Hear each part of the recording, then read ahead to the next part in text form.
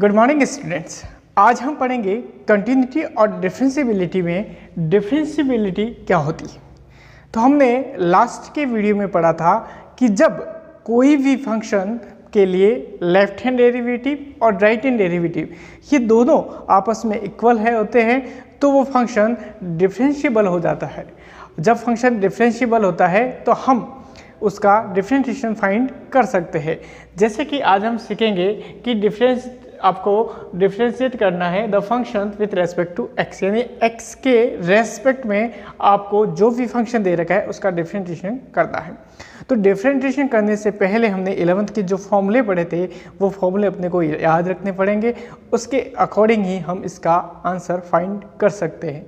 उसके अलावा कोई भी फंक्शन अपने को f दे रखा है, वो फंक्शन जो है किस पॉइंट पर, जैसे कि इस क्वेश्चन में x इक्वल्स टू हम बात करेंगे इसको डिफरेंशिएबल नहीं होगा एट x इक्वल्स टू 1। तो x इक्वल्स टू 1 पर डिफरेंशिएट नहीं होगा, ये प्रूव करना है। तो इसको भी किस टाइप से प्रूव करेंगे वो भी हम आज डिस्कस करेंगे। तो सबसे पहले हम चलते हैं कि अपने पास जो फंक्शन दे रखा है sec ऑफ 10 रूट x का डिफरेंशिएट कैसे किया जाता है।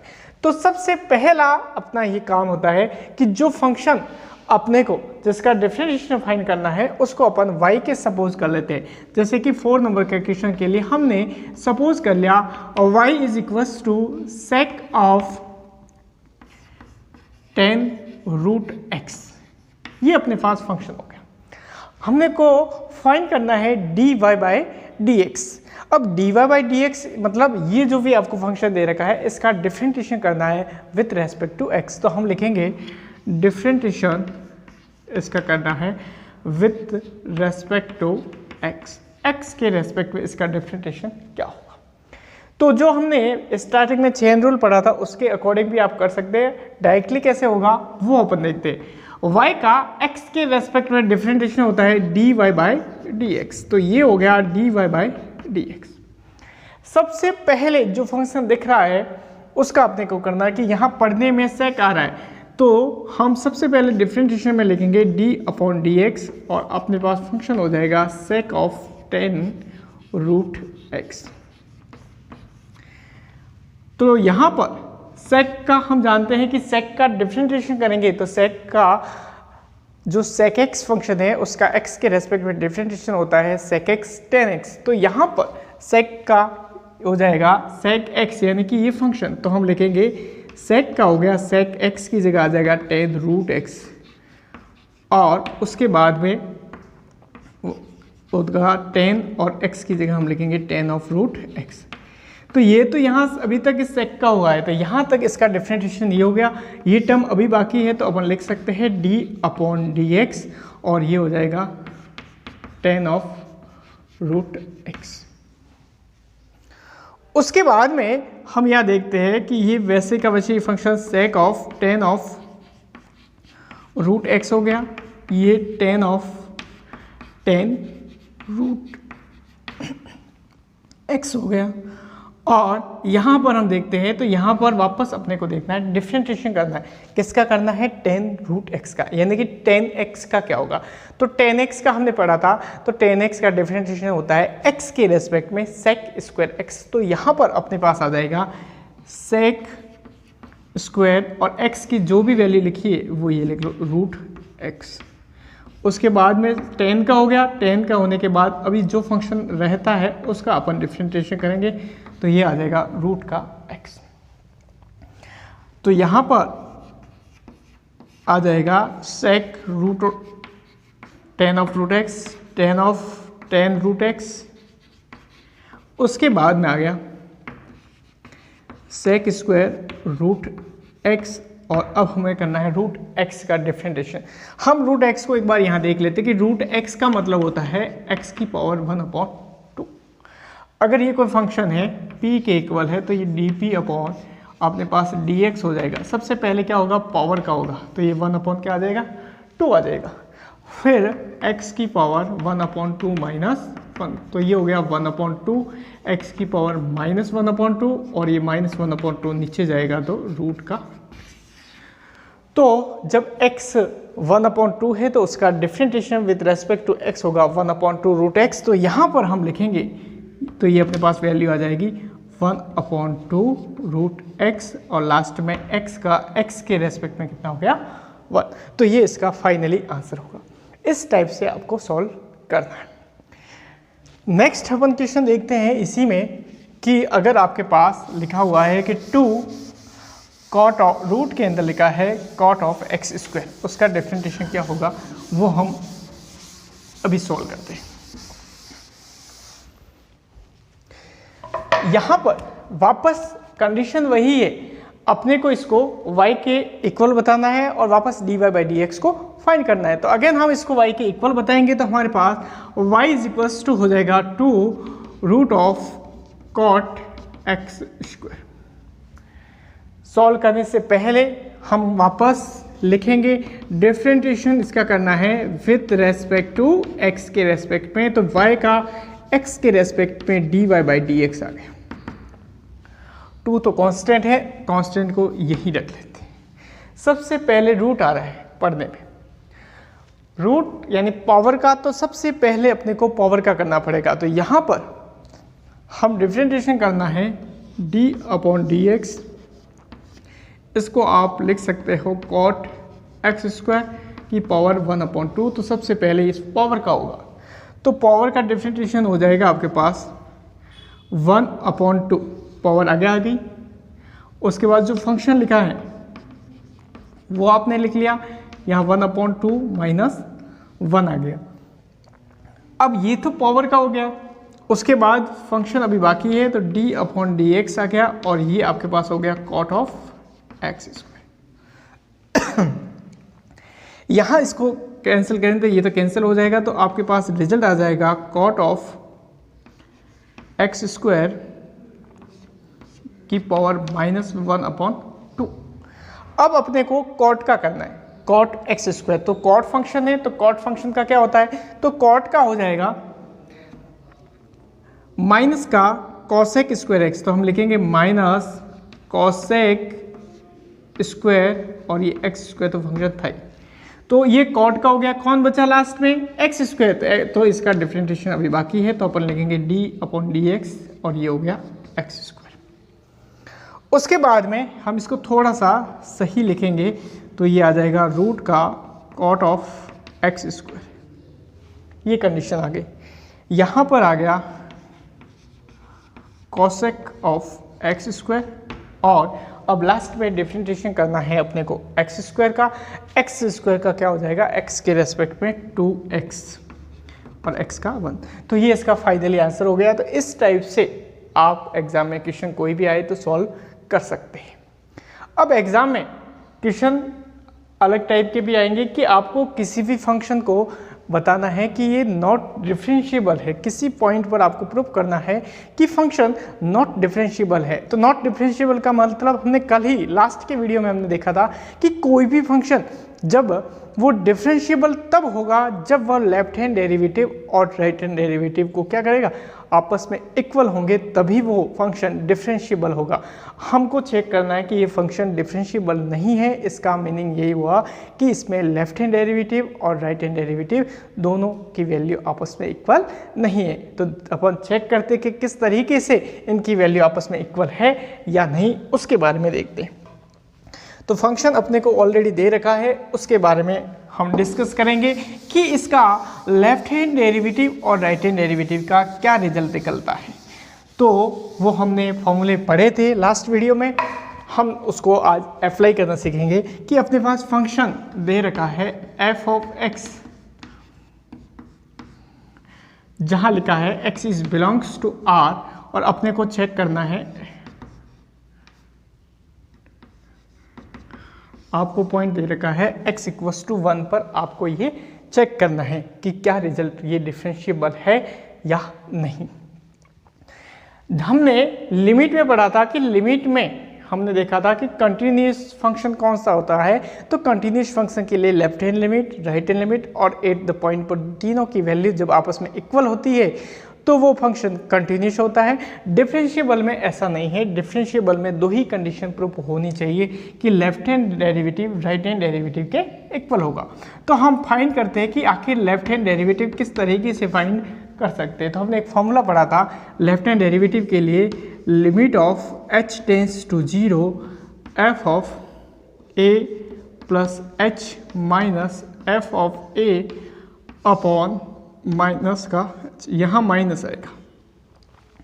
और वही हमने राइट हैंड लिमिट के लिए पढ़ा था, राइट हैंड लिमिट की बात करें, राइट हैंड डेरिवेटिव की बात करें तो उसके लिए आ जाएगा limit of h tends to 0 f of a plus h minus f of a और यहाँ प्लस का h आ जाएगा।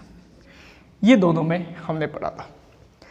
यहाँ पर a वो पॉइंट है जिस पॉइंट पर हमको चेक करना है कि फंक्शन कंटिन्यू और डिफरेंशिएबल है या नहीं। तो x इक्वल्स टू 1 यानी a की वैल्यू 1 है, तो यहाँ पर ये फंक्शन अपने पास हो जाएगा limit of h tends to 0 f of 1 minus h f of 1 और माइनस का h। हम एक एक डेरिवेटिव को सॉल्व करते हैं तो ये आ जाएगा limit of h tends to 0। अब यहाँ पर लिखा है f of 1 minus h, 1 minus, इसको रिफ्रेश करना है x को 1 माइनस h से, तो ये आ जाएगा 1 माइनस h माइनस 1 और यहाँ पर f ऑफ 1 तो 1 मॉडुलस में 1 माइनस 1 और नीचे आ गया h। इससे ये कैंसिल हो गया, इससे ये कैंसिल आ गया, ये माइनस का h वो भी मॉडुलस फंक्शन में है तो ये प्लस का h हो जाएगा। यहाँ माइनस h था तो limit of h tends to 0, ये माइनस, ये मॉडुलस है तो प्लस हो जाएगा, नीचे है माइनस का h, ये दोनों कैंसिल हो गए और जैसे ही हम लिमिट को एप्लाई करेंगे अपना रिजल्ट आ जाएगा माइनस का 1, यानी कि लेफ्ट हैंड जो डेरिवेटिव है उसकी वैल्यू माइनस 1 आ गई। अब हमको राइट हैंड लिमिट भी फाइंड करनी है, तो राइट हैंड लिमिट के लिए राइट हैंड डेरिवेटिव की बात करनी है, तो राइट हैंड डेरिवेटिव के लिए क्या होगा, वापस limit of h tends to 0 f of a plus h। तो a क्या है अपने पास 1 है तो ये होगा 1 plus h minus f of 1 upon हो गया h।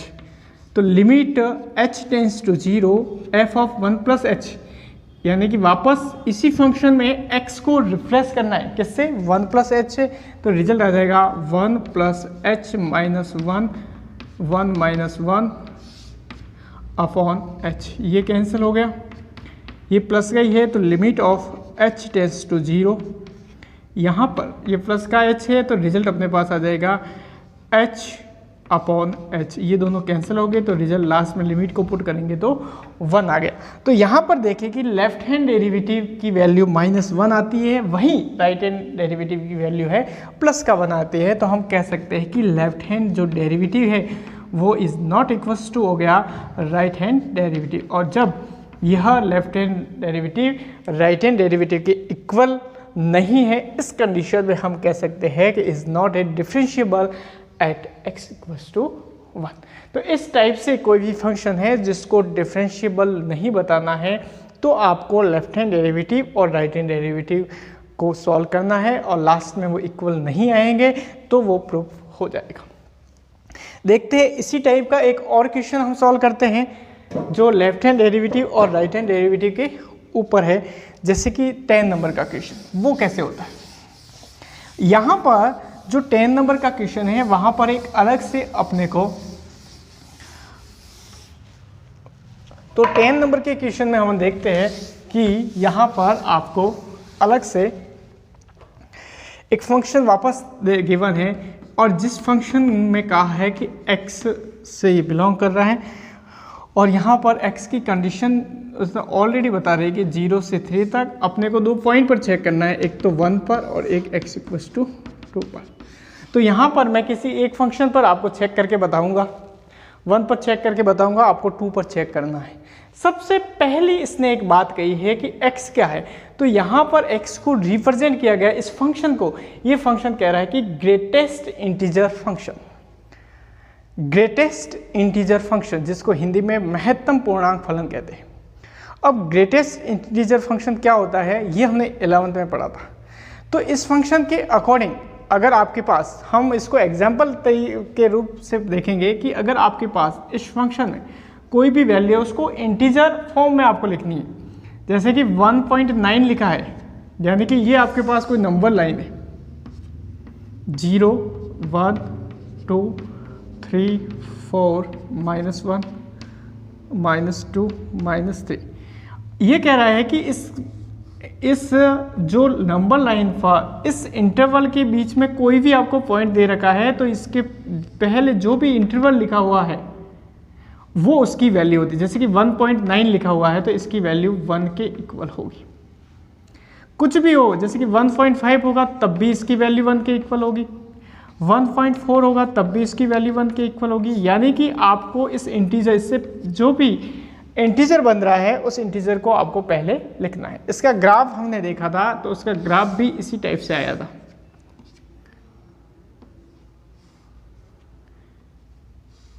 इस टाइप से, इसको सीढ़ी नुमा हम ग्राफ भी कह सकते हैं।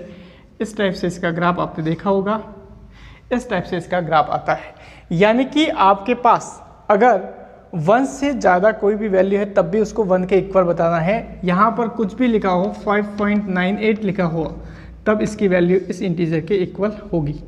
मतलब इससे जस्ट पहले 5 के, जैसे कि लिखा है कि माइनस में 0.8 लिखा हुआ है, तो अगर नेगेटिव है तो इससे पहले, यानी कि 0.8 यहाँ तक आता है तो इससे पहले ये इंटीजर, जैसे कि 0.8 माइनस का कहाँ आएगा, यहाँ पर आएगा। तो इसका मतलब ये हुआ कि ये 0 से पहले, तो ये कौन सा इंटीजर आ रहा है, माइनस का 1, तो इसका रिजल्ट आ जाएगा -0.8 का -1। तो ये ग्रेटेस्ट इंटीजर फंक्शन जिसका ग्राफ इस टाइप से होता है वो फंक्शन अपने को दे रखा है। ये सामान्य तौर से हमने 11th में पढ़ा था। अब हम बात करते हैं कि जब ये फंक्शन दे रखा है तो क्या यह x = 1 या 2 पर क्या होगा, डिफरेंशिएबल होगा या नहीं, उसके बारे में डिस्कस करते हैं। तो सबसे पहले हम लेफ्ट हैंड डेरिवेटिव को फाइंड करेंगे।